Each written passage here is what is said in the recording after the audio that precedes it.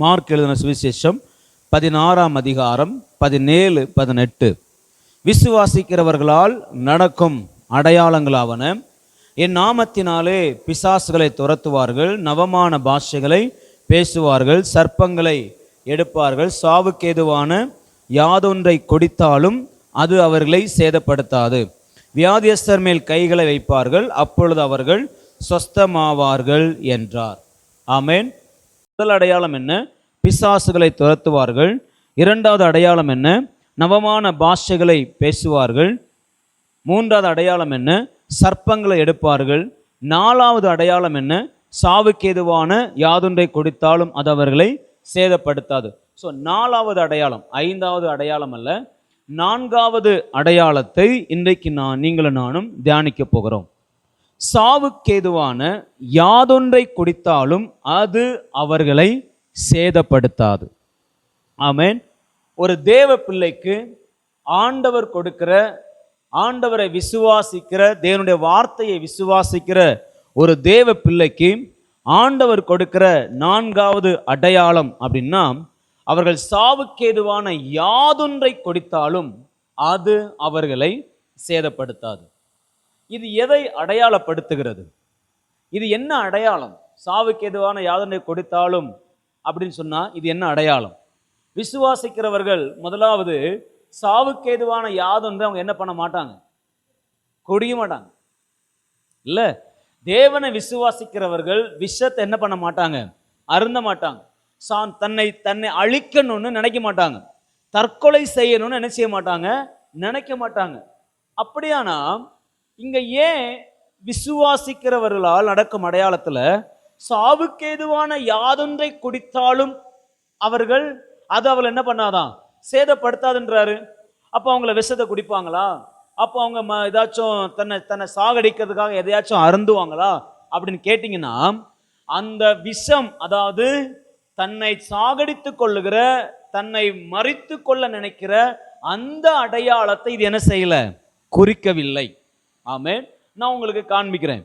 இந்த சாவுக்கேதுவான யாதொன்றை குடித்தாலும் அது அவளை சேதப்படுத்தாது. இந்த சேதப்படுத்தாதுங்கிற வார்த்தை இருக்குல்ல, அந்த வார்த்தைக்கு எபிரேயத்துல 2 அர்த்தங்கள் இருக்கு. ஒன்று என்னன்னா, இந்த சாவுக்கேதுவான யாதொன்றை கொடுத்தாலும் அது அவர்களை புண்படுத்தாது. இரண்டாவது, அவர்களை காயப்படுத்தாது அப்படின்னு போடப்பட்டிருக்கு. ஒன்று என்னது?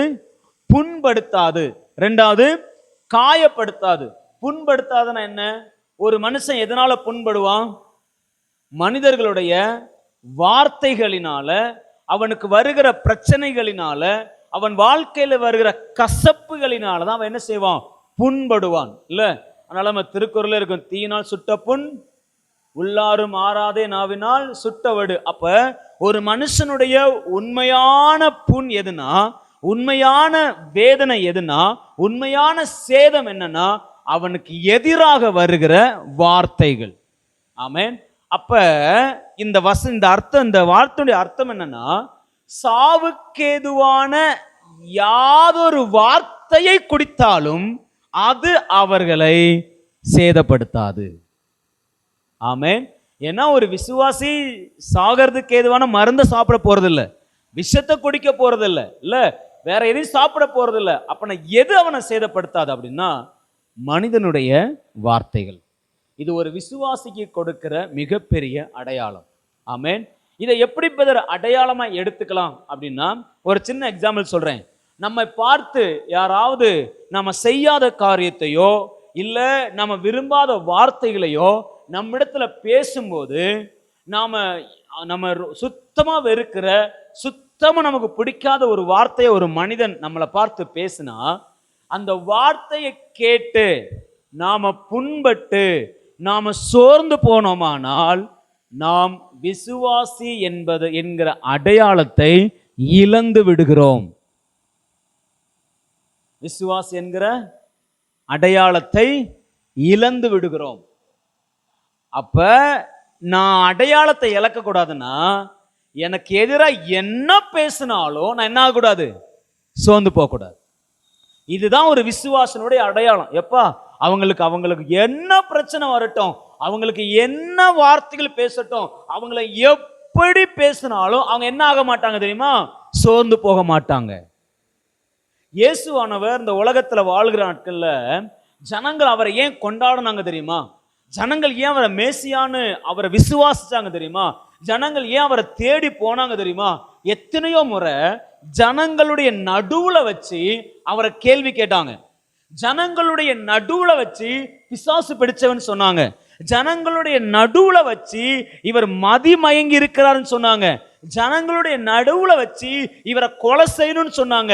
ஆனா அப்படியெல்லாம் சொன்ன பொழுது அதே இடத்துல ஒரு செகண்ட் கூட இயேசுவானவர் தன்னுடைய முகத்தையோ தன்னுடைய சரீரத்தை என்ன பண்ணிக்கல, மாற்றிக்கொள்ளவில்லை. அவர் சோர்ந்து போகல. ஐயோ என்ன பிசாசுன்னு சொல்லிட்டான், ஐயோ என் சகோதரன் என்னை பார்த்து மதிமயங்கி இருக்கிறேன்னு சொல்லிட்டான், ஒரு பைத்தியக்காரன் சொல்லிட்டான், இவனுங்களுக்காக தான் வந்தேன், இவங்க என்னை எப்படி ஏற்றுக்கொள்ளன்னு சொல்லி அவர் சோர்ந்து போகல. சோர்ந்து போகாதனால ஜனங்கள் எல்லாருக்கும் என்ன ஆச்சரியம்னா, இவ்வளவு பேசியும் இவ்வளவு துன்பப்படுத்தியும் அவர் கொஞ்சம் கூட சோர்ந்து போகலன்னா இவர்தாயா உண்மையான மேசியா. இதுதான் நம்முடைய அடையாளம். இதுதான் ஒரு தேவனுடைய பிள்ளையினுடைய அடையாளம். நாமளும் இயேசுவை போல சோர்ந்து போகாதிருக்க கற்றுக்கொள்வோம். ஆமென். சாவுக்கு ஏதுவான வார்த்தைகள் வரதான் செய்யும், நம்ம கேட்க தான் செய்வோம், நமக்குள்ள நமக்கு வரதான் செய்யும், அதை அருந்ததான் செய்வோம். ஆனா அது நம்மை சேதப்படுத்தாதபடி நீங்களும் நானும் தேவ பிள்ளைகளாய் விசுவாசிகளாய் வாழ வேண்டியது அவசியம். ஒரு விசுவாசியாய் இருந்தா இந்த மனுஷனுடைய வார்த்தைகள் அவனை சேதப்படுத்தாது. அப்ப நான் இன்னும் சோர்ந்து போறேன், இன்னும் நான் பலவீனப்படுறேன்னா நான் சரியா இன்னும் விசுவாசத்துல வரலன்னு அர்த்தம். ஆமென். எப்படிப்பட்ட வார்த்தைகள் நமக்கு எதிராய் வரும்? எப்படிப்பட்ட வார்த்தைகள் நம்மளை சேதப்படுத்த வரும்? சாவுக்கு ஏதுவான வார்த்தைகள் என்று சொல்லி பைபிளை எதெல்லாம் சொல்லப்பட்டிருக்குன்னு சொல்லி சில காரியத்தை என்ன பண்ண போறோம், இன்னைக்கு நம்ம தியானிக்க போகிறோம். ஆமென். நம்ம பார்த்ததெல்லாம் லேசானது தான், நம்ம பார்த்ததெல்லாம் இன்னும் பார்க்க போறதை விட சிறுசா தான் இருக்கு. ஆமென். வேதத்துல சொல்லப்பட்ட சாவுக்கேதுவான காரியங்கள் என்ன, அது நம்ம இடத்துல வரும் பொழுது நாம என்ன செய்ய வேண்டும், அதை சில காரியங்களை குறித்து என்ன பண்ண போறோம், நம்ம தியானிக்க போகிறோம். ஆமென். முதலாவது நீதிமொழிகளின் புஸ்தகம் 26வது அதிகாரம் 18, 19. நீதிமொழிகள் 26, 18, 19. கொள்ளிகளையும் அம்புகளையும் சாவுக்கேதுவானவைகளையும் எரிகிற பைத்தியக்காரன் எப்படி இருக்கிறானோ அப்படியே தனக்கு அடுத்தவனை வஞ்சித்து நான் விளையாட்டுக்கல்லவோ செய்தேன் என்று சொல்லுகிற மனுஷனும் இருக்கிறான். நல்ல கவனிங்க, இங்க சொல்றாரு கொல்லிகளையும் அம்புகளையும் சாவுக்கேதுவானவைகளையும் எரிகிற மனுஷன் எதற்கு அடையாளமா சொல்லப்படுறான்னா, தனக்கு அடுத்தவனை வஞ்சித்து. அப்போ வஞ்சிக்கிற அனுபவம் என்பது சாவுக்கேதுவான காரியம். ஒரு மனிதன் ஒருவனை வஞ்சிப்பானால், ஒரு மனிதனால் வஞ்சிக்கப்படுவானால் அது அவனுடைய வாழ்க்கையில சாவுக்கேதுவானதாய் மாறுகிறது. வஞ்சனை. அப்ப நீங்களும் நானும் இன்னைக்கு ஒருத்தர் என்ன பண்ணக்கூடாது, வஞ்சிக்க கூடாது, நாம வஞ்சிக்கப்படவும் கூடாது. இல்ல, நம்மளை யாரும் வஞ்சிக்க கூடாதபடி இன்னைக்கு நாம் பாதுகாத்துக் கொள்ள வேண்டும். நம்மை வஞ்சிக்க கூடபடி, நாம் வஞ்சிக்கப்படும்படி சில காரியங்கள் நம்முடைய வாழ்க்கையில வரும். அது என்ன? அப்படிப்பட்ட காரியங்கள் வரும் பொழுது நாம் விசுவாசி, நாம் தேவ பிள்ளை என்பதை நீங்கள் நான் என்ன செய்யணும், நிலைநிறுத்த வேண்டும், அதுல உறுதியாய் நிற்க வேண்டும். அல்லேலூயா. சரி, முதலாவது வஞ்சிக்கிற காரியம் எதுல வரும் அப்படின்னா, ஆதியாகம புஸ்தகம் 3வது அதிகாரம் 13வது வசனம். மொத ஏவாள் என்ன படுகிறாள், வஞ்சிக்கப்படுகிறாள். இல்ல, புதிய ஏற்பாட்டில் ஆதாம் வஞ்சிக்கப்படவில்லை, ஏவாள் தான் என்ன பண்ணப்பட்டாள், வஞ்சிக்கப்பட்டாள். எப்படி வஞ்சிக்கப்பட்டா?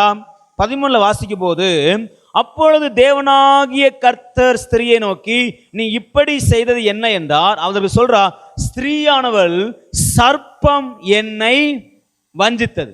என்ன வஞ்சித்தான் அப்படின்னா, தேவன் சொன்னதை மாற்றி சொன்னான். தேவன் சொன்ன வார்த்தைய மாற்றி சொன்னா, அந்த மாற்றி சொல்லப்பட்ட வார்த்தையை ஏவாள் நம்பினால் வஞ்சிக்கப்பட்டாள். அவள் வசனம் சொல்லுது, அவள் சாகவே சாவான்னு சொன்னார்ல. இப்ப என்ன ஆயிட்டாங்க? செத்து போனாங்க. எதுல? ஆவியில மரித்து போனார்கள், மகிமையில மரித்து போனார்கள், பிரசன்னத்துல மரித்து போனார்கள், தேவனுடைய உறவுல மரித்து போனார்கள். அவங்க சாவுக்கேதுவான காரியத்தை என்ன பண்ணிட்டாங்க? குடிச்சாங்க. இப்ப அது என்ன பண்ணிடுச்சுன்னா சேதப்படுத்தி விட்டது. அப்ப நம்முடைய வாழ்க்கையிலையும் நம்மளை சேதப்படுத்துகிற சாவுக்கேதுவான காரியம் முதல் என்ன தெரியுமா? தேவன் சொன்னதை நமக்கு எதிராய் மாற்றி சொல்வது. தேவன் உங்களுக்கு கொடுத்த வாக்கு தத்தத்தை நமக்கு எதிராய் மாற்றி சொல்வது, நம்முடைய ஆவிக்குரிய வாழ்க்கைய மாற்றி சொல்வது, நம்ம ஜெப வாழ்க்கைய மாற்றி சொல்வது, நம்முடைய வேத வாசிப்பை மாற்றி சொல்வது, நம்ம ஆவிக்குரிய உறவை மாற்றி சொல்வது, நம்முடைய உண்மையான நிலவரத்தை மாற்றி சொல்வது நம்மளை வஞ்சிக்கிறதுக்கு சமம். தேவன் நமக்காக வச்சிருக்கிற வாக்கு தத்தங்களை மாற்றி சொல்லும் போது அதை நம்ப கூடாது. ஆண்டவர் நமக்கு வாக்கு தத்தம் கொடுத்திருப்பார். உன் பேரை பெருமைப்படுத்துவேன், கவலைப்படாத, எல்லாரும் உனக்கு முன்பாக வந்து சமாதானம் ஆவார்கள், உன் பாதத்துல பணிவார்கள் வாக்கு தத்தம் இருந்துச்சுன்னா கர்த்தர் அதை என்ன செய்வாரு? நிறைவேற்றுவார். என்னதோ சொல்லுவாங்க, ஏமா உனக்கு வயசாயிடுச்சுல, இனி எங்க கர்த்தர் நிறைவேற்ற போறாரு, இந்த வாக்கு தத்தம் உனக்கு என்ன செய்யாது? நிறைவேறாது, அது வேற மாதிரி போகும், என்னெல்லாமோ சொல்லலாம். ஆனா அப்படி சொல்லும்போது, ஆமா எனக்கு பலவீனம்தான், நான் வயசாயிடுச்சு அப்படின்னு நம்ம இதை ஏற்றுக்கொண்டோம்னா, சிம்பிளா சொல்ல போனா நான் சேதப்பட்டு விட்டேன் என்று அர்த்தம். அப்ப நீங்களும் நானும் சேதப்படாதபடிக்கு தேவன் நமக்கு சொன்ன வார்த்தையை மாற்றி சொல்லும் போது அதை என்ன செய்யக்கூடாது? ஏற்றுக்கொள்ளக்கூடாது. இது முதலாவது நமக்கு சாவுக்கேதுவாய் வருகிற காரியம். இது உங்க ஆத்மாவை கொல்லும், உங்க ஜெப வாழ்க்கையை கொல்லும், உங்க ஆவிக்குரிய வாழ்க்கையை சாகடிச்சிடும். இந்த வேதத்துக்கு புறம்பானதாய் உங்க ஆவிக்குரிய வாழ்க்கைக்கு எதிராய் சொல்லும் போது உங்களை தேவனிடத்திலிருந்து பிரிச்சிடும். அதனால ஒரு நாளும் தேவனுக்கு எதிரான, தேவன் சொன்ன வார்த்தைக்கு எதிரான வார்த்தைகளை என்ன பண்ணாதீங்க? ஏற்றுக்கொள்ளாதீங்க. அது சாவுக்கேதுவான காரியம். எத்தனை பேர் ஆமென் சொல்றீங்க? ஆமென். சரி, ரெண்டாவது ஆதியாகமத்தின் புஸ்தகம் 31ஆம் அதிகாரம் 7வது வசனம். உங்கள் தகப்பனோ என்னை வஞ்சித்து என் சம்பளத்தை 10 முறை மாற்றினான், ஆனாலும் அவன் எனக்கு தீங்கு செய்ய தேவன் அவனுக்கு இடம் கொடுக்கவில்லை. இரண்டாவது சாவுக்கேதுவான காரியம் என்ன அப்படின்னா, தருவேன் என்று வாக்கு பண்ணினதை மாற்றி மாற்றி ஏமாற்றுவது. இல்லைன்னா தருவேன்னு சொன்னதை தராமல் ஏமாற்றுவது. இதுதான் என்னது? வஞ்சிக்கப்படுறது, சாவுக்கேதுவான காரியம். இன்னைக்கு யாராவது நமக்கு தருவேன்னு, நமக்கு கொடுப்பேன்னு சொல்லியிருந்தா நம்ம அதை நம்புவோம். ஆனா அவங்க வந்து சொன்னவங்க இல்ல தர முடியாது, நான் வேறத்தான் தருவேன் அப்படின்னு நமக்கு சொல்லும் போது நாம என்ன படுறோம்? வஞ்சிக்கப்படுறோம். அப்படி வஞ்சிக்கப்படும் போது நீங்களும் நானும் சேதப்படக்கூடாது. ஆமென். வரும், இந்த சாவுக்கேதுவான காரியங்கள் வரும். இல்ல இப்ப நம்ம எக்ஸாம்பிள் ஒரு கடைக்கு போறோம், ஒரு ஒரு ஒரு வாஷிங் மிஷின் நம்ம சாம்சங் அவர் கம்பெனி 002 அப்படின்னு ஒரு நம்பர்ல ஆர்டர் பண்ணிட்டு வீட்டுக்கு வந்துட்டோம். அவங்க என்ன பண்ணுவாங்க? அனுப்பிச்சுடுவாங்க. ஆனா வீட்டுக்கு வந்ததுக்கு அப்புறம் பிரிச்சு பார்த்தா அது 004 இருக்கு. என்ன பண்ணுவோம்? அவங்க நாம சொல்லிட்டு வந்தது அவன் கொடுக்கறேன்னு சொன்னது ஒண்ணு, ஆனா இப்ப என்ன பண்ணிருக்கிறான்? மாத்தி கொடுத்திருக்கிறான். இப்ப நமக்கு என்ன ஆகும்? டென்ஷன் ஆகும், கோபம் வரும். நம்மளை ஏமாத்திட்டானே, நம்மளை வஞ்சிச்சுட்டானேன்னு சொல்லி நம்ம டென்ஷன் ஆகும். அது ஒருவேளை நம்ம கொடுத்த பணத்தை விட ரேட் கம்மியா இருக்கலாம், அது பழசா இருக்கலாம், ஒருவேளை குவாலிட்டி கம்மியானதா இருக்கலாம், தரம் குறைஞ்சதா இருக்கலாம். நம்ம ரிவ்யூ பார்த்துருப்போம் பாருங்க, அந்த ரிவ்யூல கொஞ்சம் மோசமானதா இருக்கலாம். இதெல்லாம் வந்துச்சுன்னா நமக்கு எப்படி இருக்கும்? ரொம்ப வேதனையா இருக்கும். தருவேன்னு சொன்னதை நமக்கு தராம என்ன பண்ணிட்டாங்க? மாத்திட்டாங்களேன்னு சொல்லி பலமுறை நம்ம ஏமாற்றம் அடைவோம். ஆமென். நம்ம என்ன பண்ணுவோம்? உடனே திருப்பி கொடுத்து என்ன பண்ணிடுவோம்? கடனை கொடுத்துருவான், திருப்பி ஒரு வழியாக வாங்கிடலாம் வச்சுக்கோங்களேன். ஆனால் சில நேரங்களில் திருப்ப முடியாத காரியங்களாக கூட இருக்கலாம். இப்படிப்பட்ட அனுபவங்கள் நம்முடைய வாழ்க்கையில சாவுக்கு எதுவானதா என்ன செய்யக்கூடாது, மாறக்கூடாது. நம்மளை சாகடிக்கிறதா மாறக்கூடாது. நம்ம கொடுப்பேன்னு சொல்லி கொடுக்காம மாத்துனாங்கன்னா கவலைப்படாதீங்க, சேதப்படாதீங்க. அந்த இடத்துல நீங்க விசுவாசி என்பதை என்ன செய்யணும், காட்ட வேண்டும். ஆமென். இது ரெண்டாவது. முதலாவது என்ன, தேவனுடைய வார்த்தையை மாற்றி சொல்லும் போது ஒரு விசுவாசி என்ன செய்யக்கூடாது, அதுக்கு இடம் கொடுத்துடக்கூடாது. ரெண்டாவது, தருவேன் என்று சொல்லிய காரியத்தை மாற்றி கொடுக்கும் போது அதுல ஒரு விசுவாசம் என்ன ஆயிடக்கூடாது, சோர்ந்து போகக்கூடாது. அதுல எப்படி இருக்கணும், நான் ஒரு விசுவாசி நிக்கணும். ஏன்னா இந்த விஷயத்துல பல முறை நம்ம சோர்ந்து போயிடுறோம், பல முறை நம்ம ஏமாற்றப்படுறோம். இல்ல கொடுக்கிறேன்னு சொல்லியிருப்பாங்க, ஆனா கொடுத்துருக்க மாட்டாங்க. நம்ம நம்பி இருந்திருப்போம், நம்பி நம்பி பல நாட்களாகி நம்மளை மோசம் பண்ணியிருப்பாங்க, அதை மறந்தே போயிருப்பாங்க. நம்ம ரொம்ப சோர்ந்து போயிடுவோம்.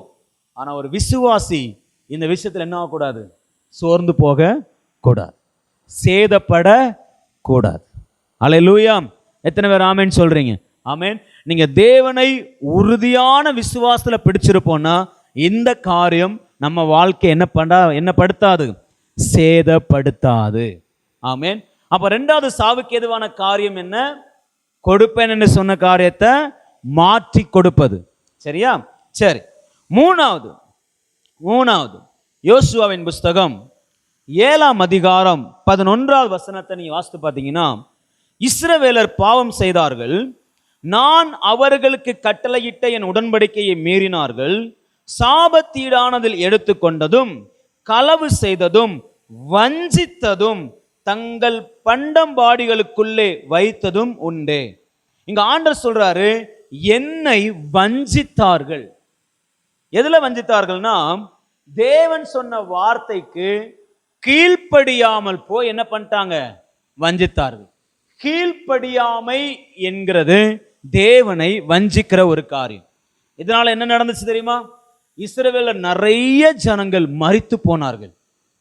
தீட்டானதை தேவனுக்கு கீழ்ப்படியாமல் இச்சையினால எடுத்துக்கொண்டதை, விரும்பி ஆசையில எடுத்துக்கொண்டதை புதைச்சி வச்சு ஏமாத்தினதுனால நிறைய பேர் அதுல என்ன பண்ணிட்டாங்க, மரித்து போனார்கள். இல்ல, இது சாவுக்கேதுவான காரியம். எது?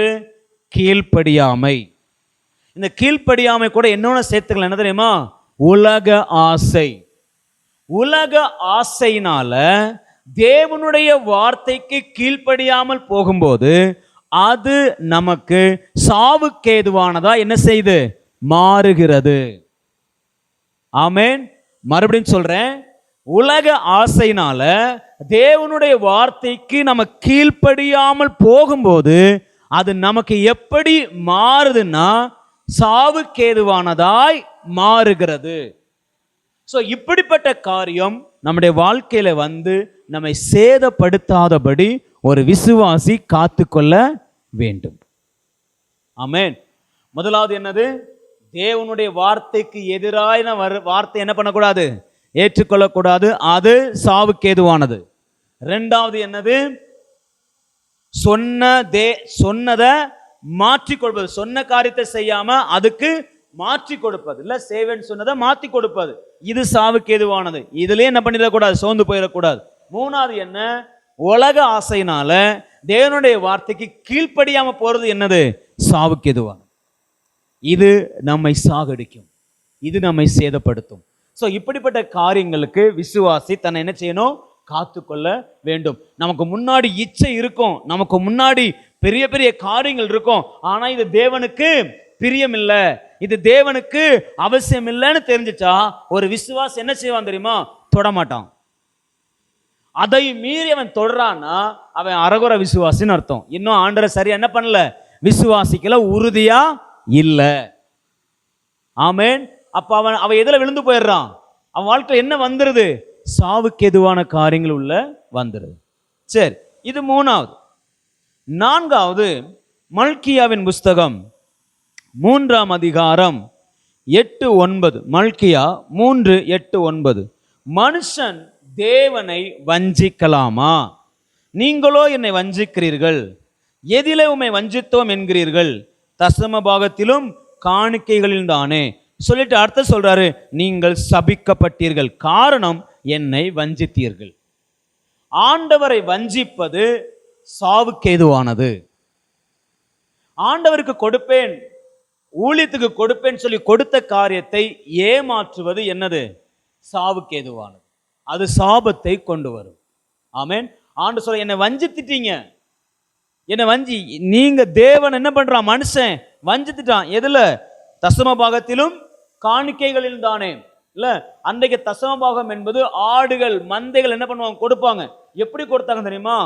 ஊனும் நோஞ்சானுமாய் மரித்து போற நிலைமையில இருக்கிற உதவாததை என்ன பண்ணாங்க? ஆண்டவருக்கு கொடுத்தாங்க. அதனாலதான் ஆண்டவர் கேட்டாரு, நீ கொடுக்கிற, எப்படி கொடுக்கிற தெரியுமா? வஞ்சிச்சு கொடுக்கிற. இந்த காணிக்கை எனக்கு அவசியம் இல்லை. நம்ம தேவனுக்கு கொடுக்கிறோம், நம்ம எவ்வளவு கொடுத்தாலும் அதை எப்படி கொடுக்கணும் அப்படின்னா உண்மையா கொடுக்கணும். ஆமென். ஆண்டவர் புதிய ஏற்பாட்டின்படி நிறைய பேர் கேள்வி, எவ்வளவு கொடுக்கணும் ஆண்டவர் புதிய ஏற்பாட்டில் என்ன செய்யல? சொல்லல.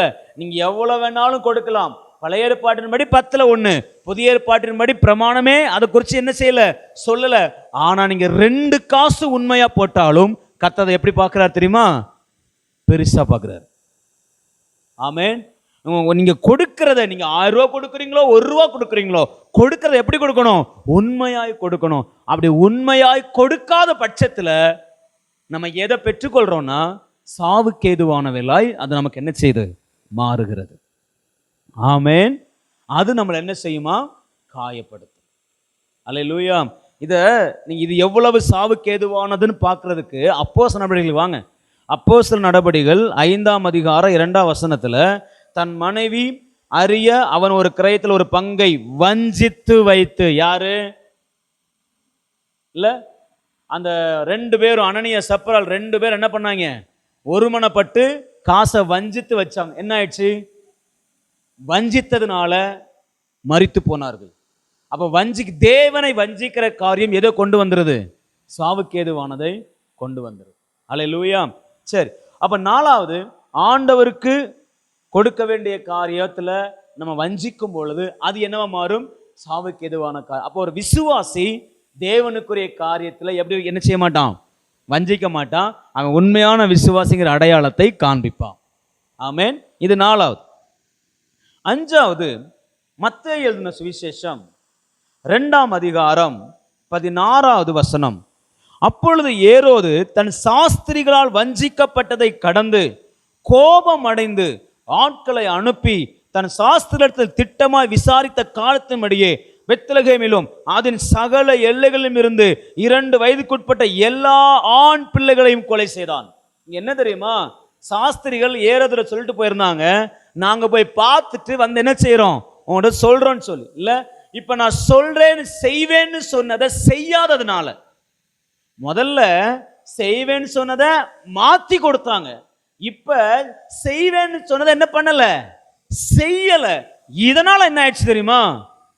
தேசத்துக்கு மரணம் உண்டாயிடுச்சு. ஆமென். அப்ப சாவுக்கேதுவான காரியம் என்னன்னா, நான் செய்வேன்னு சொன்ன காரியத்தை செய்யாமல் போகும்போது அது எப்படி மாறுது? சாவுக்கு. இல்ல, இன்னைக்கு நம்முடைய வாழ்க்கையில் அதான நடக்குது.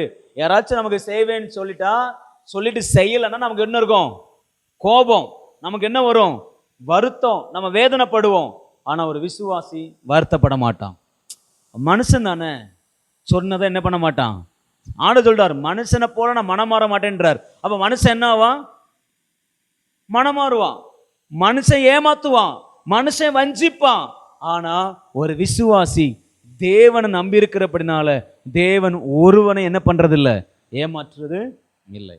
அப்ப நீங்களும் நானும், ஒருவர் நமக்கு செய்வேன்னு சொல்லி செய்யலைன்னா என்ன படக்கூடாது? சேதப்படக்கூடாது. அல்லேலூயா. சரி, முதல்ல இருந்து வாங்க பார்க்கலாம். முதல் காரியம் என்ன? தேவன் சொன்னதை மாத்தி சொல்வது சாவுக்கேதுவானது. 2வது என்னது? தருவேன் என்று சொன்னதை மாற்றி செய்வது சாவுக்கேதுவானது. 3வது என்ன?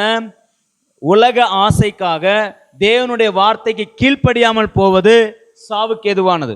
4வது என்ன? ஆண்டவருக்கு கொடுக்கிற காரியத்துல உண்மை இல்லாமல் இருப்பது சாவுக்கேதுவானது. அஞ்சாவது காரியம் என்ன? செய்வேன் என்று சொல்லிட்டு செய்யாமல் போவது சாவுக்கு எதுவானது. இவை எல்லாமே நம்முடைய வாழ்க்கையில நடந்தாலும் அது எதுவும் நம்மளை என்ன பண்ணக்கூடாது? சேதப்படுத்த கூடாது. அதைத்தான் கர்த்தர் சொன்னாரு, சாவுக்கு ஏதுவான யாதொன்றை குடித்தாலும் அது அவனை சேதப்படுத்தாது. எளிதா சொன்னா, நீங்க எவ்வளவு வஞ்சிக்கப்பட்டாலும், உங்களை எத்தனை பேர் வஞ்சித்தாலும், உங்களுக்கு கொடுக்கிற காரியத்துல, உங்களோடு பேசுகிற காரியத்துல, உங்களுக்கு செய்கிற காரியத்துல, இல்ல எதுல உங்களை வஞ்சித்தாலும் ஒரு விசுவாசி என்னப்பட மாட்டான்? சேதப்பட மாட்டான். இதுல சேதப்படுறோமா? யாராச்சும் கொடுக்கல, செய்யல, சேதப்படுறோமா? உலக ஆசை இச்சைகளை சேதப்படுறோமா? சேதப்படாதீங்க. அப்படி சேதப்படுறோம்னா நம்மளே நாமளே அறிந்து அதை என்ன பண்ணணும்? சரி பண்ணணும். ஏன்னா ஒரு விசுவாசினுடைய அடையாளம், அவன் வாழ்க்கையில எவ்வளவு வஞ்சிக்கிற சாவுக்கு ஏதுவானது வந்தாலும் அவன் என்னப்பட மாட்டான்? சேதப்பட மாட்டான். ஆமென். சரி, நல்ல கவனிங்க. இது முதல்ல வஞ்சிக்கிற காரியத்துல. ரெண்டாவது சாவுக்கு ஏதுவான காரியம் எது அப்படின்னா, அறியாமை சாவுக்கு ஏதுவானது. வாசிப்போம். எரேமியாவின் புஸ்தகம் 43ஆம் அதிகாரம் 11வது வசனம். எரேமியா 43:11. அவன் வந்து எகிப்து தேசத்தை அழிப்பான். சாவுக்கு ஏதுவானவன் சாவுக்கும், சிறையிருப்புக்கு ஏதுவானவன் சிறையிருப்புக்கும், பட்டயத்துக்கு ஏதுவானவன் பட்டயத்துக்கும் உள்ளாவான். இந்த வசனத்துல சாவுக்கு ஏதுவானவன் அந்த காரியம் இருக்குல்ல, எதோடு கூட ஒப்பிடப்படுதுன்னா சிறைப்படுகிறவர்களோடு கூட ஒப்பிடப்படுது. எதோடு கூட? சிறைப்படுகிற அனுபவம். எரேமியா 43:11. சாவுக்கு ஏதுவானவன் சாவுக்கும், சிறையிருப்புக்கு ஏதுவானவன் சிறையிருப்புக்கும். அப்போ ஒரு சாவுக்கு ஏதுவான ஒரு மனிதனுடைய அனுபவம் எப்படிப்பட்ட அனுபவம்னா சிறையிருப்பின் அனுபவம். அப்போ ஒரு விசுவாசனுடைய அடையாளம் என்னன்னா, அவன் சிறையிருப்புல இருக்க மாட்டான். என்ன சிறையிருப்புல இருக்க மாட்டான்? வியாதி என்கிற சிறையிருப்பு, பலவீனம் என்கிற சிறையிருப்பு, இல்ல அவன் வாழ்க்கையில வருகிற போராட்டங்கள், மனுஷர்கள் மூலம் வருகிற தீமையான காரியங்கள்ல அந்த சிறையிருப்பு என்ன? அடைக்கப்பட்டு கிடக்கிறது. அந்த ஒரு அடைக்கப்பட்ட நிலைமையில மனுஷன் என்ன செய்ய மாட்டான்? இருக்க மாட்டான். சில பேர் வருத்தப்பட்டாங்கன்னா வருத்தத்திலேயே இருப்பாங்க. சில பேர் கோபப்பட்டாங்கன்னா கோபத்திலேயே இருப்பாங்க. இதெல்லாம் என்னன்னா ஒரு சிறையிருப்பு. அவங்க கோபத்திலிருந்து வெளியே வந்தாகணும், அவங்க வருத்தத்திலிருந்து வெளியே வந்தாகணும். இல்லைன்னா அவங்க ஜெயிலுக்குள்ள இருக்கிறது மாதிரி தான். ஆமென். ஒரு மனுஷன் கோபத்திலேயே வாழ்வானால் அவன் ஜெயிலுக்குள்ளே இருக்கிறான் அர்த்தம். வெளிப்படையா ஜெயிலுக்குள்ள இல்ல, அவன் வாழ்க்கையே எதுக்குள்ளதான் இருக்கப்ப? ஜெயிலுக்குள்ளதான் இருக்கு. ஒரு மனுஷன் எப்பவும் அழுதுகிட்டே இருப்பாங்கன்னா அவங்க ஒரு ஜெயிலுக்குள்ள இருக்கிற மாதிரி தான். அவங்களால வேற எதுவுமே செய்ய முடியாது. அப்படி தேவ பிள்ளைகள், விசுவாசிகள் சிறையிருப்பின் அனுபவத்தில் என்ன செய்யக்கூடாது? இருக்கக்கூடாது. அதுக்கு காரணம் என்ன? ஓசியாவின் புஸ்தகம் 4ஆம் அதிகாரம் 6வது வசனம் சொல்லுது, என் ஜனங்கள் அறிவில்லாமையால் சங்காரமாகிறார்கள். இன்னொரு இடத்துல போட்டிருக்கோம், அறிவில்லாமையால் சிறைப்பட்டு போகிறார்கள். அப்ப எதை குறித்த அறிவில்ல?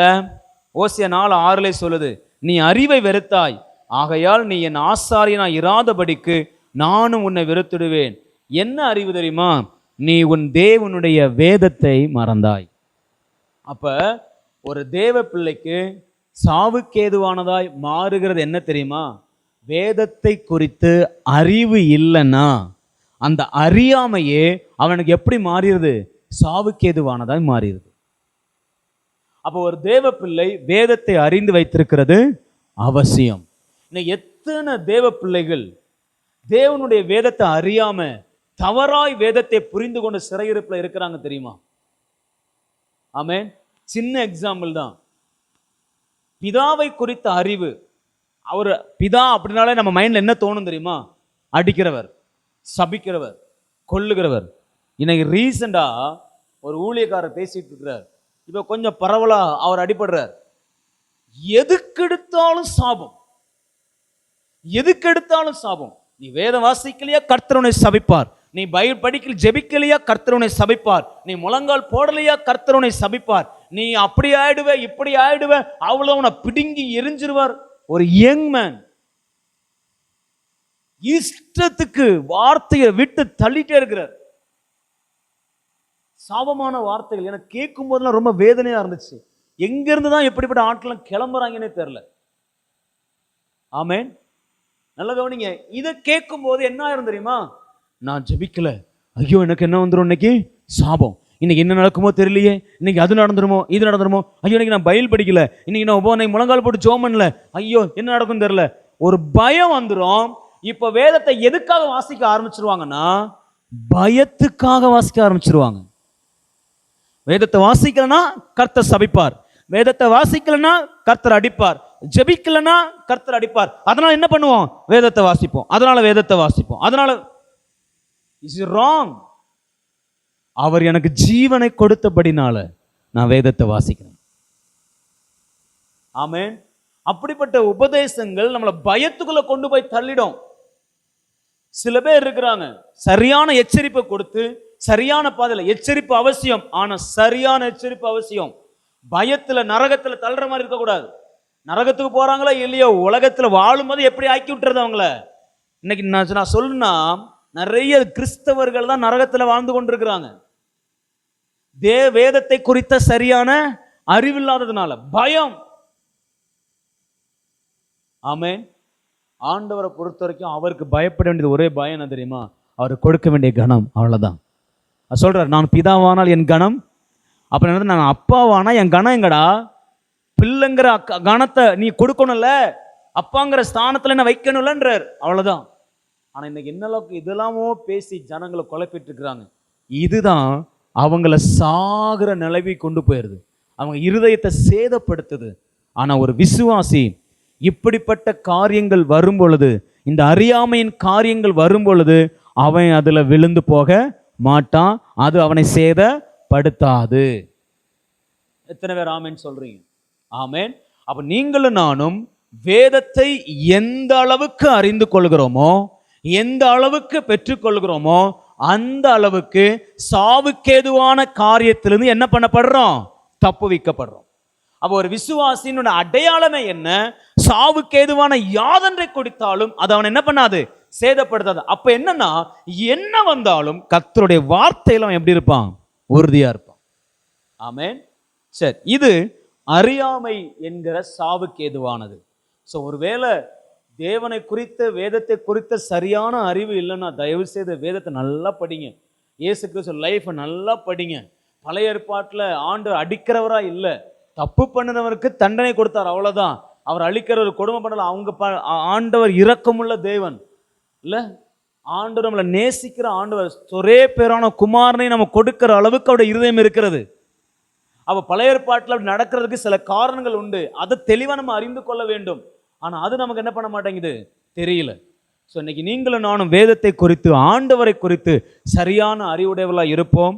நிச்சயமாக கர்த்தர் நம்மளை சாவுக்கு எதுவான காரியங்களிலிருந்து பாதுகாப்பார். அல்லேலூயா. அடுத்தது சாவுக்கு ஏதுவானவை என்ன? முதலாவது சாவுக்கு ஏதுவானது என்ன? வஞ்சனை, நம்மளை வஞ்சிக்கிற காரியங்கள். எதையெல்லாம் நம்மளை வஞ்சிக்கும்னு சொன்னேன், மறுபடியும் சொல்லுவோமா? தேவன் சொன்னதை மாத்தி சொல்லுகிற காரியம் சாவுக்கு ஏதுவானது. ரெண்டாவது, தருவேன் என்று சொன்னதை மாற்றி கொடுப்பது, அதை கொடுக்காம மாற்றி கொடுப்பது சாவுக்கு ஏதுவானது. மூன்றாவது என்னது? உலக ஆசைக்காக தேவனுடைய வார்த்தைக்கு கீழ்ப்படியாமல் போவது சாவுக்கு ஏதுவானது. அடுத்தது என்னது? ஆண்டவருக்கு கொடுக்க வேண்டிய காரியங்கள்ல உண்மை இல்லாமல் இருப்பது சாவுக்கு ஏதுவானது. அடுத்தது, செய்வேன் என்று சொல்லிய காரியத்தை செய்யாமல் போனால் அது சாவுக்கு ஏதுவானது. இந்த சாவுக்கு ஏதுவான எது நம்முடைய வாழ்க்கையில் வந்தாலும் எதுவும் நம்மளை என்ன பண்ணாது? சேதப்படுத்தாது. எத்தனை பேர் ஆமென் சொல்றீங்க? ஆமென். அடுத்தது என்னது? ரெண்டாவது காரியம் அறியாமை என்கிற சாவுக்கு ஏதுவானது. ஸோ இந்த அறியாமை என்கிற சாவுக்கு ஏதுவான காரியங்கள் நம்ம என்ன செய்ய வேண்டும்? வெளியே வர வேண்டும். ஆண்டவர் நமக்கு உதவி செய்வார். மூன்றாவது சாவுக்கு ஏதுவானவை என்ன அப்படின்னா, மனுஷனுடைய வார்த்தைகள் இல்லை, மனுஷனுடைய வேர்ட். வாசிங்க யாக்கோபு 3:8. யாக்கோபு 3:8. நாவை அடக்க ஒரு மனுஷனாலும் கூடாது, அது அடங்காத பொல்லாங்குள்ளதும் சாவுக்கேதுவான விஷம் நிறைந்ததுமாய் இருக்கிறது. அப்ப சாவுக்கேதுவானது என்ன? மனுஷனுடைய நாவு. ஆமென். ஸோ இந்த மனுஷனுடைய நாவிலிருந்து வருகிற விஷம் எதை நீங்க குடிச்சாலும் உங்களை என்ன பண்ணக்கூடாது? சேதப்படுத்தக்கூடாது. இதை தான் நான் முதலே சொன்னேன். யாரு நமக்கு விரோதமா என்ன பேசினாலும், என்ன வார்த்தைகள் சொன்னாலும், நாம் சேதப்படாமல் இருப்போமானால் நாம் விசுவாசிங்கிற அடையாளத்தில் நிற்கிறோன்னு அர்த்தம். இல்லை பிரதர், அவங்க சின்ன சொன்ன வார்த்தை சொன்னா கூட நான் அப்படி சோர்ந்து போயிடறேன் அப்படின்னா நான் இன்னும் வளர வேண்டியது இருக்குன்னு அர்த்தம். ஆமென். விசுவாசம் இல்லைன்னு இல்லை, விசுவாசத்தில் இன்னும் என்ன செய்யணும்னா வளரணும். நம்ம இயேசு விசுவாசத்தினால தான் வார்த்தையை வாசிக்கிறோம், விசுவாசத்தினால தான் சபைக்கு வர்றோம், விசுவாசத்தினால தான் கர்த்தரை ஆராதிக்கிறோம். ஆனால் நம்ம இன்னும் விசுவாசத்தில் என்ன செய்ய வேண்டியது இருக்குது? வளர வேண்டியது இருக்கிறது. அல்லேலூயா. அப்போ மனுஷனுடைய நாவுகள்ல இருந்து வருகிற உங்களை என்கரேஜ் பண்ணாமல் இருக்கலாம், இல்லை என்கரேஜ்மெண்ட் வார்த்தைகள் வராமல் இருக்கலாம், உங்களை உற்சாகப்படுத்துகிற வார்த்தைகள், நீங்க விரும்புகிற நல்ல வார்த்தைகள் மனிதனிடத்திலிருந்து வராமல் இருக்கலாம், நீங்க வேலை பார்க்குற ஸ்தலத்தில், குடும்பத்தில், நண்பர்களிடத்திலிருந்து வராமல் இருக்கலாம். அதெல்லாம் நீங்க என்ன ஆகக்கூடாது? டிஸ்கரேஜ்மெண்ட் ஆகக்கூடாது. ஆகாம விசுவாசத்தில் நிலைத்திருக்க நீங்களும் நானும் ஜெபிக்கவனும் முயற்சி செய்ய வேண்டும். அல்லேலூயா. சரி, இது மூணாவது இல்லையா? ஒரு வேதத்திலேருந்து ஒரு சம்பவத்தை சொல்லி நம்ம ஜெபிக்க போகிறோம். ரொம்ப ஒரு அழகான ஒரு சம்பவம். இதுக்கு அடையாளமாக சொல்கிறேன், இந்த வார்த்தைக்கு நாவுக்கு அடையாளமாக. 2 ராஜாக்களின் புஸ்தகம் 4ஆம் அதிகாரம் 38 41 வரைக்கும். 2 ராஜாக்கள் 4ஆம் அதிகாரம் 38 41 வரைக்கும் நான் வாசித்தோன்னா ஒரு அழகான ஒரு சம்பவம் இருக்கு. என்ன சம்பவம்னா, எலிசா கில்காலுக்கு திரும்பி போய் இருக்கையில் தேசத்தில் பஞ்சம் உண்டாயிற்று. தீர்க்கதரிசிகளின் புத்திரர் அவனுக்கு முன்பாக உட்கார்ந்து இருக்கிறார்கள். இப்போ இவன் தான் லீடர். யாரு? எலிசா தீர்க்கதரிசிகளுக்கு தலைவன், டீச்சர். இவர் என்ன பண்றாருன்னா எல்லாத்துக்கும் கற்றுக் கொடுக்குற ஆளு. இப்போ அவங்க முன்னாடி உட்கார்ந்து இருக்கிறாங்க. அவன் தன் வேலைக்காரனை நோக்கி, நீ பெரிய பானையை அடுப்புல வச்சு தீர்க்கதரிசி புத்திரருக்கு என்ன பண்ண, இப்ப அதாவது தீர்க்கதரிசிகளுடைய பிள்ளைகள் இருக்காங்கல்ல, அவங்க எல்லாத்துக்கும் இப்போ விருந்து வைக்கிறார். ஸோ விருந்து வைக்கும்போது எல்லாத்துக்கும் கூழ் காய்ச்சுன்னு சொல்லிட்டு இப்போ கூழை காய்க்கிறதுக்கு பானையெல்லாம் வைக்கிறாங்க. ஒருவன் என்ன பண்ணுறான்னா கீரைகளை பறிக்க வெளியில் போய் ஒரு பேய் கொம்மட்டி கொடி, அதை அண்டர்லைன் பண்ணிக்கோங்க, வார்த்தையை எப்படி போட்டிருக்கு பாருங்க. என்ன வார்த்தையா? பேய் கொம்மட்டி கொடி. இல்லை, வார்த்தை வித்தியாசமாக இருக்கு. ஸோ கொடி ஒரு செடிக்கு பேர் தான், அது ஒரு காயுடைய பேர். கண்டு அதன் காய்களை மடி நிறைய, எவ்வளவா? அந்த வார்த்தை கவனிங்க, எவ்வளவு நிறைய? அதுக்கு பேர் என்ன? பேய் கொம்மட்டி காய். நம்மள கொம்மட்டி காய்ன்னு சொல்லுவோம், இதுக்கு பேர் என்னவா? பேய் கொம்மட்டி காயா. அது எவ்வளவு? இந்த வார்த்தையில ரொம்ப முக்கியம், மடி நிறைய பறிச்சிருக்கிறார். இப்போ மடி நிறைய அறுத்து அவைகளை அறிந்து கூழ்பானையில போட்டாச்சு. இது இன்னதுன்னு அவங்களுக்கு என்ன செய்யல, தெரியல. அந்த பேய் கொம்மட்டிக்காய், இது பேய் கொம்மட்டிக்காய், இதை சாப்பிடக்கூடாது, இதை போடக்கூடாதுன்னு அவங்களுக்கு என்ன செய்யல, தெரியல. அது எல்லாத்தையும் அறுத்து எங்க வச்சிருக்கிறார் ஐயா? மடியில சுமந்து கொண்டு அதை அரிஞ்சு என்ன பண்ணியாச்சு, இப்ப பானைக்குள்ள போட்டு சமைச்சாச்சு. சமைச்சிட்டு சாப்பிடாத ஜனங்களுக்கு என்ன பண்றாங்க, இப்ப கொடுக்குறாங்க. கொடுத்தா அவர்கள் அந்த கூழ் கொஞ்சம் சாப்பிடுகிற போது அதை சாப்பிடக்கூடாமல் இப்போ ஒரு சாப்பிட ஆரம்பிச்சிட்டாங்க. உள்ள போன உடனே என்ன பண்ணோம்னா ஒரு மாதிரி ஒமட்ட ஆரம்பிக்குது, வயிறெல்லாம் ஒரு மாதிரி கடமுடாங்குது, ஒரு மாதிரி செய்ய ஆரம்பிக்குது. உடனே அவங்களால என்ன பண்ண முடியல, அதை சாப்பிட முடியலன்னு தேவனுடைய மனுஷனே, பானையில் என்ன இருக்கிறது? சாவு. இப்ப இங்க என்ன வந்துருச்சு? சாவுக்கு எதுவான காரியம் வந்துச்சு. சாவு இருக்கிறது என்று சத்தமிட்டார்கள். அப்பொழுது அவன் மாவை கொண்டு வர, எதை கொண்டு வர சொல்லி? மாவை கொண்டு வர சொல்லி அதை பானையிலே போட்டு ஜனங்கள் சாப்பிடும்படி அவர்களுக்கு வார் என்றான். அப்பொழுது பானையிலே தோஷம் இல்லாமற் போயிற்று. அந்த தோஷங்கிற வார்த்தையை அண்டர்லைன் பண்ணிக்கோங்க. என்ன இல்லையா? தோஷம். முதல்ல அவன் என்ன சொன்னான்? பானையில் என்ன இருக்குது? சாவு இருக்குதுன்னா, இப்ப வசனம் என்ன சொல்லுது? பானையில் என்ன இல்லை? தோஷம் இல்லை. எதனால பானையில சாவு வந்துச்சுன்னா, இந்த தோஷத்தினால தான் சாவு வந்துச்சு. தோஷம்னா என்ன? சிம்பிள். தோஷம் என்பதற்கு எபிரேயத்துல பேசப்பட்ட வார்த்தைன்னு அர்த்தம். 2 அர்த்தம் இருக்கு. இன்னொன்று ஒரு டெவில் அப்படின்னு அர்த்தம், தீமை அப்படின்னு அர்த்தம். ரெண்டு அர்த்தம். ஒன்று தீமை, இன்னொன்று பேசப்பட்ட வார்த்தை. இப்போ யோசித்து பாருங்க, அவன் போய் கொமட்டிக்காயை பறிச்சான். இப்போ கொமட்டிக்காய் என்னது? பேசப்பட்ட வார்த்தை. சொல்லுங்க, என்ன வார்த்தை? எவன் எல்லாமோ பேசுனான் பாருங்க. அவன் பேசுனது, இவன் பேசுனது, அந்த அக்கா பேசுனது, அந்த அண்ணன் பேசுனது, அவர் பேசுனது, ஐயா பேசுனது, அம்மா பேசுனது, அப்பா பேசுனது, எல்லாத்தையும் இப்ப என்ன பண்றான்? அவன் எடுத்து எது நிறைய வச்சாச்சு? இப்ப சொல்லுங்க, மடி நிறைய வச்சுட்டு அதை கொண்டு வந்து உட்கார்ந்து என்ன பண்றாரு? இப்ப சமைக்கிறார், அறிஞ்சு சமைக்கிறார். அழகா வார்த்தை அழகா போட்டு என்ன பண்ணாரா? அறிந்து. அப்ப என்ன அர்த்தம்? இந்த அறிந்து அப்படின்னு சொல்லும்போது உட்கார்ந்து பேசுனது எல்லாத்தையும் அவங்க அப்படி பேசிட்டாங்க, இவங்க இப்படி பேசிட்டாங்க, அவங்க அப்படி சொல்லிட்டாங்கன்னு சொல்லி உட்காந்து என்ன பண்ணிட்டே இருக்கிறது? சிந்திச்சுட்டே இருக்கு. புதிய ஏற்பாட்டில் ஒரு வசனம் இருக்கும். தெசலோனிக்கே சபையில் உள்ள எல்லாருமே வசனத்தை என்ன பண்ணாங்களா? தியானித்தார்கள் இருக்கும். அவங்க எப்படி தியானிச்சாங்கன்னா, வசனத்தை அறிந்து. அப்ப அறிஞ்சுன்னா என்னன்னா, ஒரு கத்தி எடுத்து ஒரு வெண்டைக்காய் இருக்குன்னா வெண்டைக்காய் பீஸ் பீஸா போடுவோம்ல, அப்படி பீஸ் பீஸா போட்டு ஒரு வசனத்தை பீஸ் பீஸா போட்டு என்ன பண்றாங்களாம்? தியானிக்கிறாங்க. ஒரு வார்த்தையை பீஸ் பீஸா போட்டு தியானிக்கிறது. இப்ப இவங்க என்ன, இந்த தீர்க்கதரிசன புத்திரர்கள் என்னத்தை தியானிக்கிறாங்க? பேய் கொமட்டிக்காய். அது என்னது? தோஷம். அது அது அது எதை அடையாளப்படுத்துதுன்னா, பேசப்பட்ட வார்த்தைகள். நமக்கு எதிராக பேசப்பட்ட வார்த்தைகள் அது சேர்த்து மடி நிறைய சுமந்து கொண்டு வீட்டில் கொண்டு வச்சுட்டு ஒவ்வொன்றா என்ன பண்றது? இப்ப ஐயா அறிஞ்சு அறிஞ்சு அறிஞ்சு அதையே சாப்பிட ஆரம்பிக்கிறாரு. ஆனா அவரால் என்ன பண்ண முடியல? அதை ஜீரணிக்க முடியல. கொமட்டுது, உடம்பெல்லாம் என்னமோ பண்ணுது, அழுக வருது, கவலை வருது, தலை சுத்து வருது. அந்த கொமட்டி காயினால ரொம்ப கஷ்டப்படுறாரு. இப்ப சொல்றான், ஐயா பானையில் என்ன இருக்கு? சாவு. நல்ல கவனிங்க, உங்களுக்கு எதிராய் பேசப்பட்ட வார்த்தைகளை நீங்க தியானிக்க தியானிக்க, அதை யோசிக்க யோசிக்க, அது உங்களுக்கு எப்படி மாறுது தெரியுமா? சாவுக்கு ஏதுவானதாய் மாறுது, தோஷமாய் மாறிக்கொண்டிருக்குது. அது உங்க வாழ்க்கையில உங்களை சேதப்படுத்துகிற சாவுக்கு எதுவான விஷமா மாறுது. ஆமென். நல்லா விளங்கிக்கோங்க.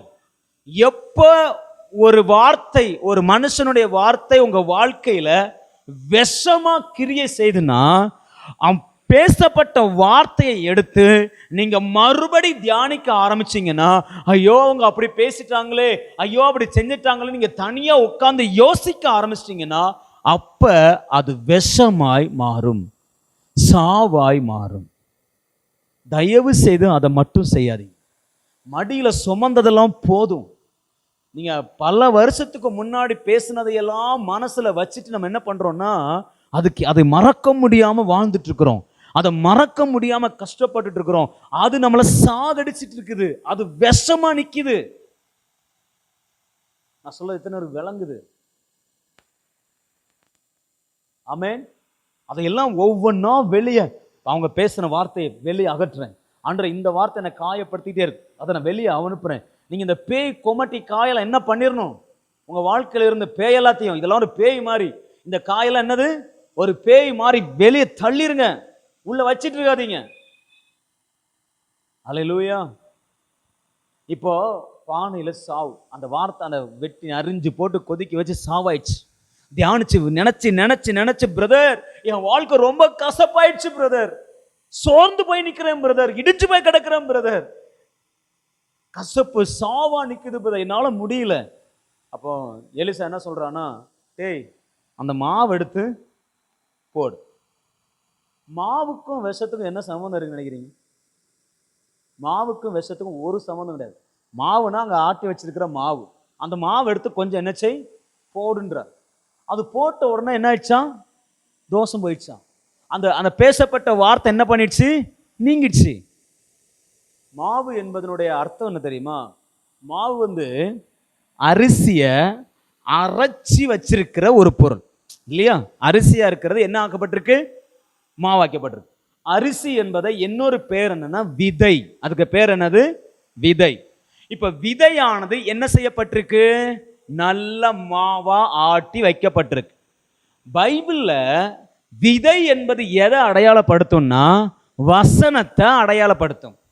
இப்ப எலிசா என்ன சொல்றான்னா, தம்பி உன் வாழ்க்கையில நீ ஆட்டி வச்சிருக்கல மாவு, ஏற்கனவே கர்த்தர் உனக்கு கொடுத்த வார்த்தை இருக்குல்ல, அது நிறைய பேசிருப்பல, அந்த வார்த்தை எடுத்து இதுல போடு, இது என்ன செஞ்சிரும், போயிரும்.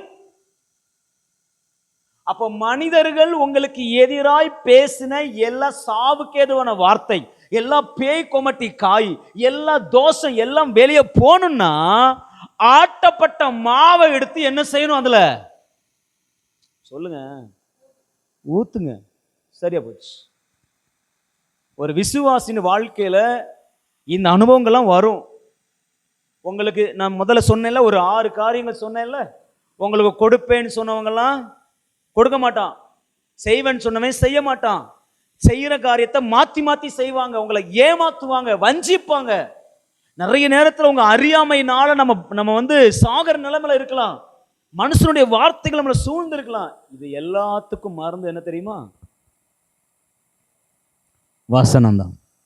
அப்போ ஒரு விசுவாசி சாவுக்கேதுவான யாதொன்றை குடித்தாலும் அவன் சேதப்பட மாட்டானா, சாவுக்கேதுவானது எல்லாம் அவன் வாழ்க்கையில வரும். ஆனா எதனால சேதப்பட மாட்டான் தெரியுமா, அரைக்கப்பட்ட மாவை அதுல போட்டுக்கிட்டே இருப்பான். எவன் பேசினாலும் வார்த்தை எடுத்து போடுவான்.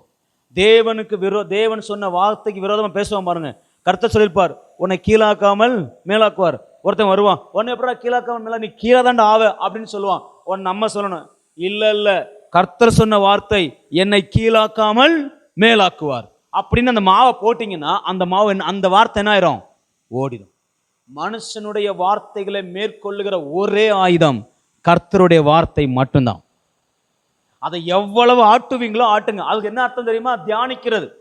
ஒரு மாடு என்ன பண்ணுன்னா, வசனத்தை எடுத்து அந்த புல்லை எடுத்து வாயில போட்டுட்டு என்ன பண்ணுமா, நல்ல அரைச்சிக்கிட்டே இருக்கும், கஜ கஜ கஜ கஜன்னு அரைக்கும். அதே மாதிரிதான் கர்த்தர் உங்களுக்கு கொடுத்த வார்த்தையை உட்காந்து நல்ல வாயில போட்டு என்ன பண்ணிட்டே இருங்க, அரைச்சிட்டே இருங்க.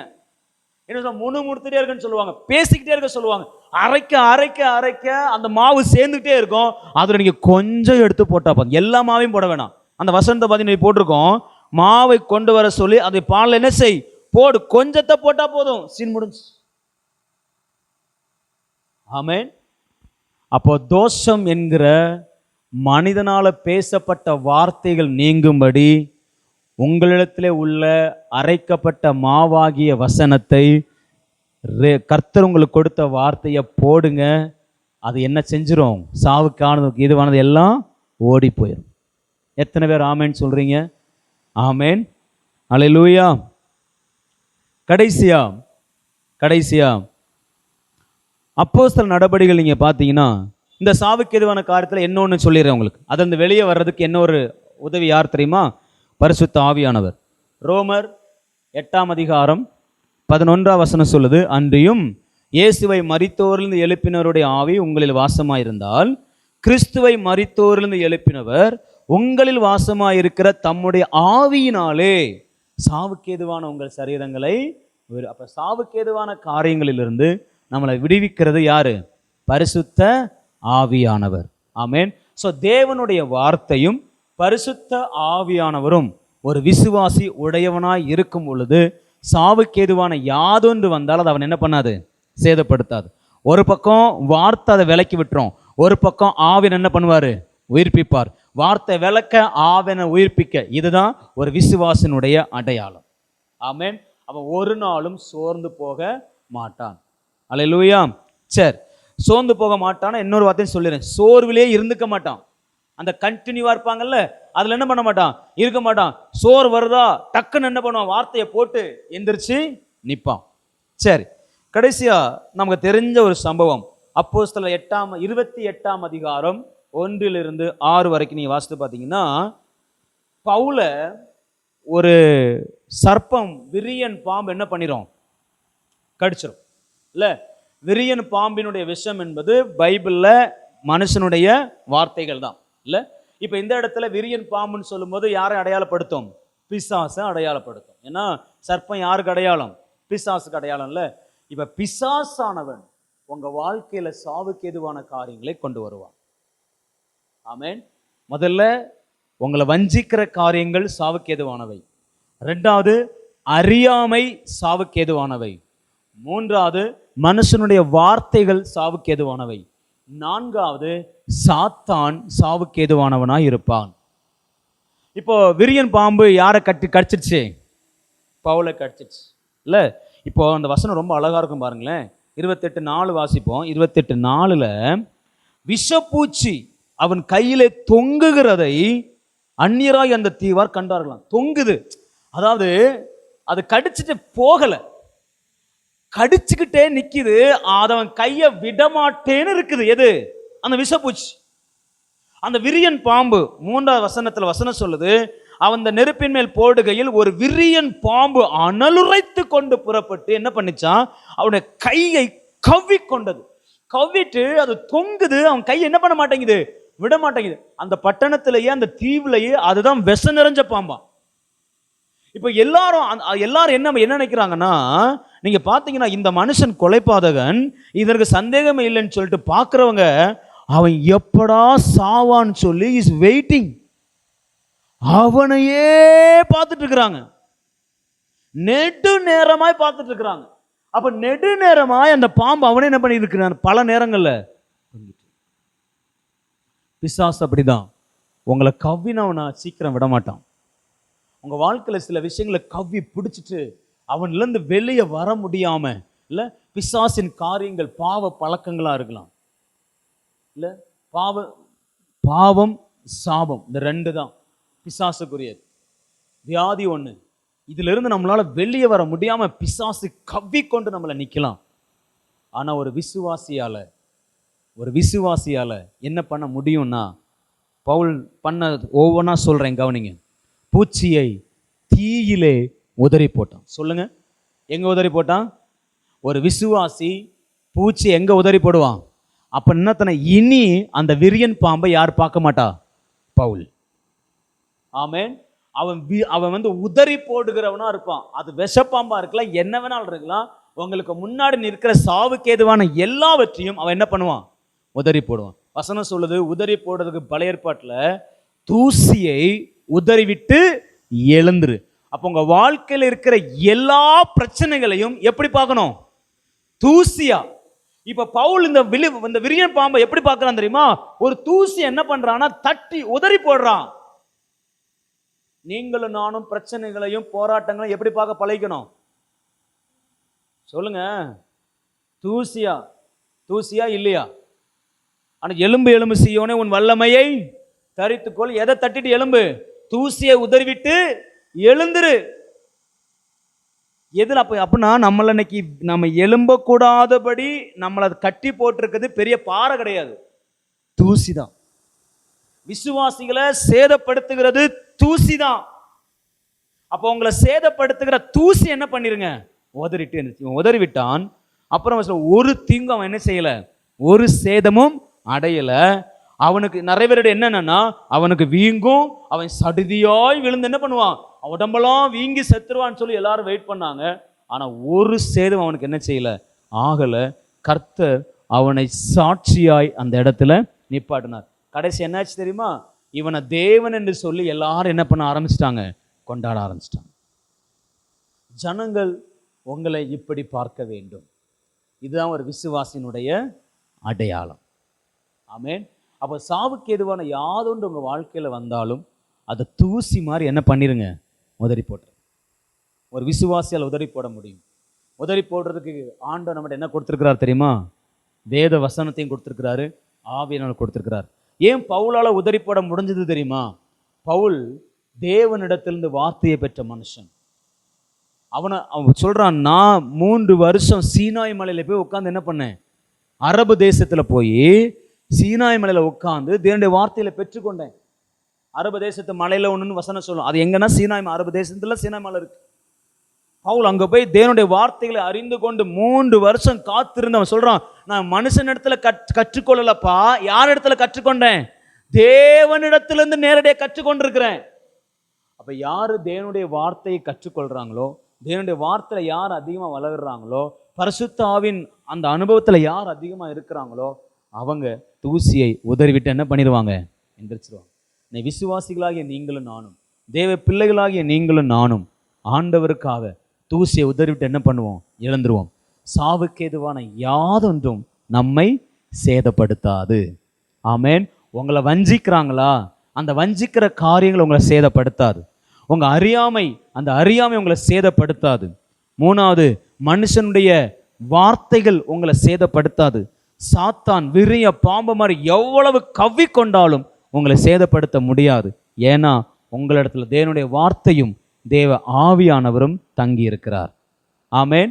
எல்லாம் எழுமி நிற்கலாமா? அப்படியே கண்களை மூடி ஆண்டவர் கையில ஒப்பு கொடுத்து செபிக்க போகிறோம். இன்னைக்கு எப்படிப்பட்ட விரியன் பாம்பு, எப்படிப்பட்ட விஷம், எப்படிப்பட்ட வஞ்சிக்கிற அனுபவங்கள்ல நம்ம கடந்து போய் கொண்டிருக்கிறோம். நிறைய முறை நம்ம வஞ்சிக்கப்பட்டிருக்கிறோம், ஏமாற்றப்பட்டிருக்கிறோம். நம்மளை ஏமாத்தி இருக்கிறாங்க. நமக்கு கொடுக்குறேன்னு சொல்லி, நமக்கு செய்வேன்னு சொல்லி, இல்லை நம்மளை ஏமாத்தி இருக்கிறாங்க. அப்படி ஏமாற்றப்பட்ட நேரங்கள்ல நாம சாவுக்கு எதுவானதா போயிருக்கிறோமா? மனுஷனுடைய வார்த்தைகளை மடி நிறைய சேர்த்துட்டு நம்ம அதே குறித்து தியானித்து கொண்டே நம்முடைய வாழ்க்கையில நம்ம சோர்ந்து போய் கொண்டிருக்கிறோமா? இந்த மாலைவேளை ஆண்டவர் சொல்றாரு, உன் வாழ்க்கையில சாவுக்கு எதுவான யாதொன்றும் உன்னை சேதப்படுத்தாது. உன் வாழ்க்கையில வரும், உன் வாழ்க்கையில நீ அனுபவிக்கலாம், உள்ள வரலாம், ஆனா உன்னை சேதப்படுத்தாது. எதுவும் உன்னை சேதப்படுத்தாது. நீ விசுவாசி, நீ தேவனுடைய பிள்ளை, நீ வார்த்தையை விசுவாசிக்கிறவன், நீ கர்த்தருடைய பிள்ளை. அதனால எதுவும்